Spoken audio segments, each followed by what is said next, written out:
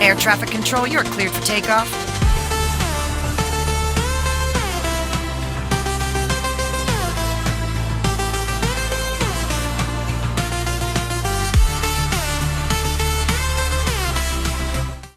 मुंबई गोवा महामार्गावर वाढत्या अपघातांच्या मालिकेत आणखी एक दुर्दैवी भर पडली असून गुढीपाडव्याच्या दिवशी झालेल्या भीषण अपघातात एका तरुण दुचाकी स्वाराचा अंत झालाय.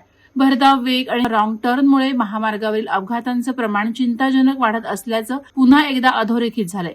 ही घटना 18 मार्च 2026 रोजी पेण तालुक्यातील आंबिवली गाव हद्दीत मुंबई गोवा महामार्गावरील नवीन साई सहारा हॉटेल समोर घडली.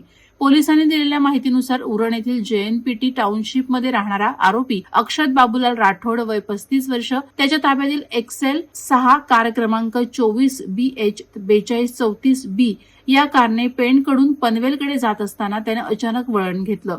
याचवेळी उजव्या बाजूने येत असलेल्या युनिकॉर्न दुचाकी क्रमांक MH06CN 0639 ला कारची जोरदार धडक बसली. या अपघातात दुचाकीस्वार शुभम देविदास पाटील वय वर्ष 27 राहणार आंबिवली हा गंभीर जखमी झाला होता. अखेर त्याचा करुण अंत झालाय. या अपघातात दोन्ही वाहनांचं मोठे नुकसान झालं असून घटनेनंतर परिसरात एकच खळबळ उडाली होती. याबाबत स्थानिक नागरिकांनी महामार्गावरील वाढत्या अपघातांबाबत तीव्र संताप व्यक्त केलाय.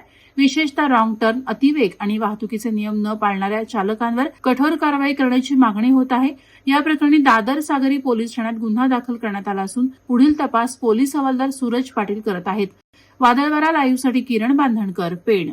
नवी मुंबई व रायगड जिल्ह्यातील ताज्या बातम्या आणि घडामोडींसाठी सबस्क्राईब करा वादळवारा लाईव्ह चॅनल आणि दाबा बेल आयकॉन.